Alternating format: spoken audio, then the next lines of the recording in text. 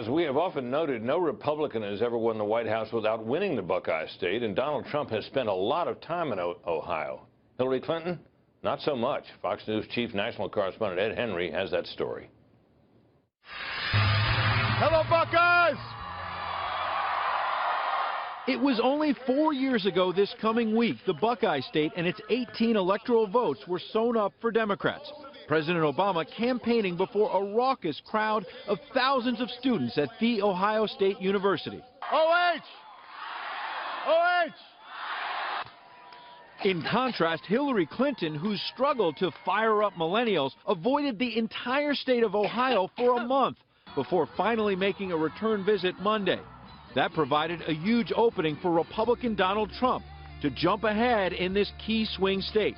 Trump now leading Clinton there 43.2% to 40.8% in the Real Clear Politics average of polls, and setting off alarm bells among Ohio Democrats. Well, you know, Al Gore's campaign wrote off Ohio in 2000, and it's one of the many reasons why he lost the presidency. Hillary Clinton cannot afford to write off Ohio, but clearly she's in trouble on the trade issues.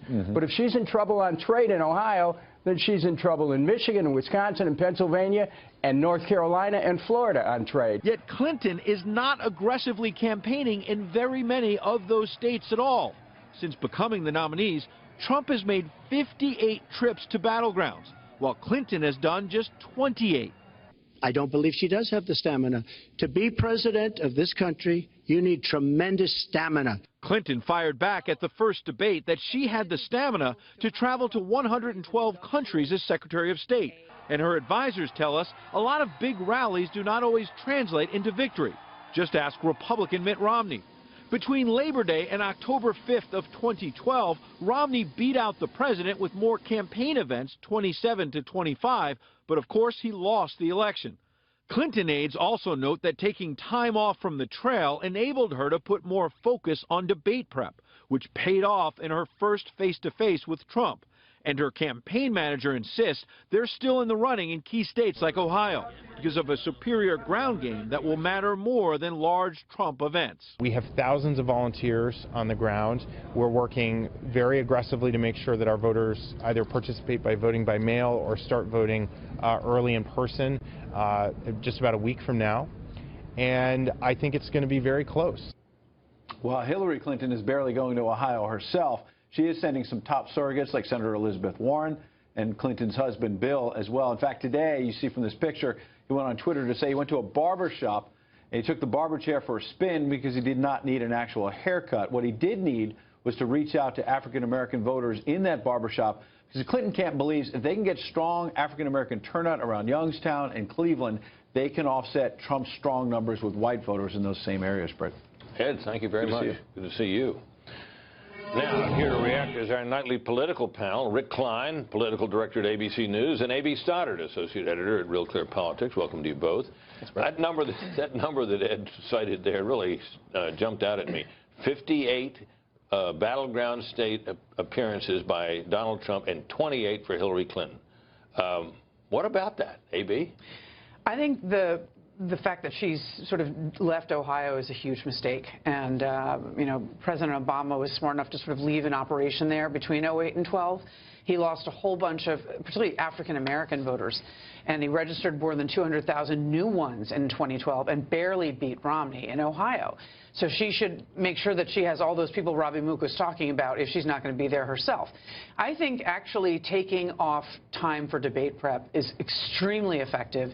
We saw 84 million people watch her take Donald Trump down on Monday night and move the polls. So if she's going to do that again this week and again before the debate on the 19th, I think that's 58 to 28. But yes, she should be in the battleground states, particularly in those areas that Ed was mentioning, that she could see softening support in Michigan, Pennsylvania, Iowa, Wisconsin, places like that. That she's got to make sure she holds the places where she has a lead, because those leads could be weakening.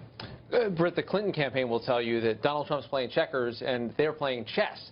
there's a lot that you're not seeing in terms of the strategy right now. Being down to prep for debates, that's one piece of it. Also, the aggressive vote-by-mail voter registration efforts. The Trump campaign needs those big events because they're there signing people up. That's often the first contact they've got with voters. For the Clinton camp, they're working a lot of ways around the edges, and they don't need the big visibility. That's interesting because I had been of the opinion that Trump sort of thought rallies were all you needed. I gather they're using the rallies for more than just hearing Donald Trump. That's right, and they are drawing enormous crowds, far bigger than Clinton's crowds on average.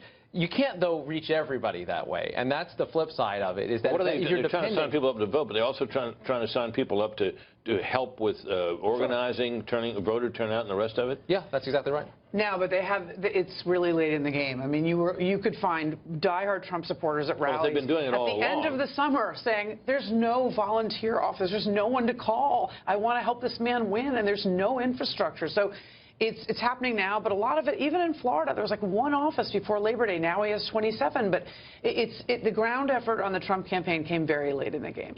Well, what about just the effect of the style of campaigning that's different? I mean, Trump gets out and he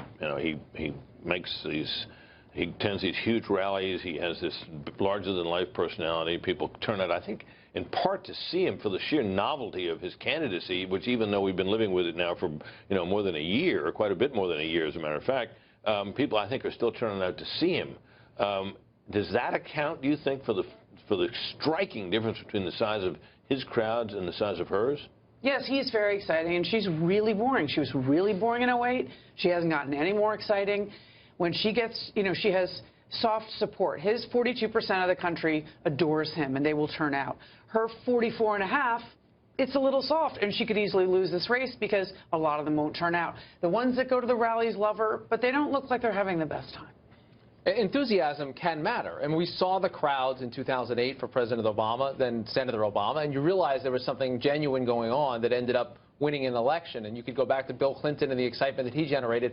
But that isn't the only metric here. That's not the only way to measure this. And I think Donald Trump has packed them in big, and he's dominated news cycles with doing it. Often it is the big show in town when they get these massive rallies, sometimes even in red states.